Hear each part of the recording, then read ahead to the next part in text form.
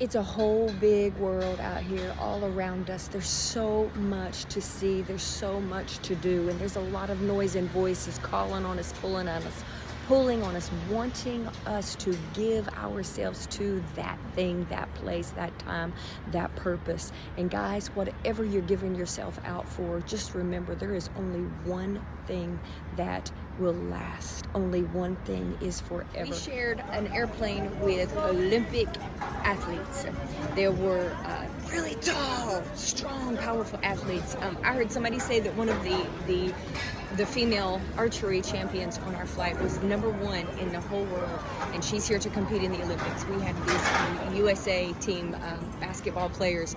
It's just so cool, and you feel so in awe of these athletes and how they have worked so hard to get to where they are. And the whole world's eyes are focusing on Paris here in the next week or so for the competitions. And as you're seeing people, you're wondering, what's on their mind? What are they thinking? What are they carrying? What are their priorities? What's important to them? Do they wonder about the one who made them? Do they wonder about eternity? So our heart beats for the people that we see while we're out here. The Apostle Paul, he spoke of the Olympics in 1 Corinthians. He says, do you not know that in a race, all the runners run, but only one gets the prize? He says, run in such a way to get the prize. It's a rat race out here. One of the signs coming up out of the subway, the train, had an arrow pointing, the jungle is this way. It's a jungle out there. Everybody's running, fast moving, but are they running like winners after the true prize? Okay, so then in verse 25, he says, everyone who competes in the games, and he's talking about the ancient Olympic Games, they go into strict training.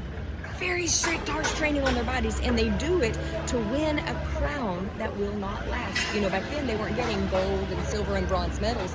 They were just getting a wreath placed on top of their head, and it would wilt and dry out in a very short time. He says, we're doing the same thing. We're in strict training, but we're doing it to get a crown that will last forever. Purpose is good, discipline is good, it's commendable, it's admirable, but what are you after? What are you going for? What's your goal? What's the prize that you really have your eyes on? My eyes are on a high prize. I'm after the high calling of God in Christ Jesus. And I just want to encourage you today. Take a minute in the hustle, the bustle, in the rat race, in the traffic, in the crowd, to be still, to set your gaze where it's supposed to be, set your focus where it's supposed to be, and keep the main thing. What's really important, let that be where your labor goes. Let that be where your heart is. Your real treasure, honey, it's nowhere in sight down here.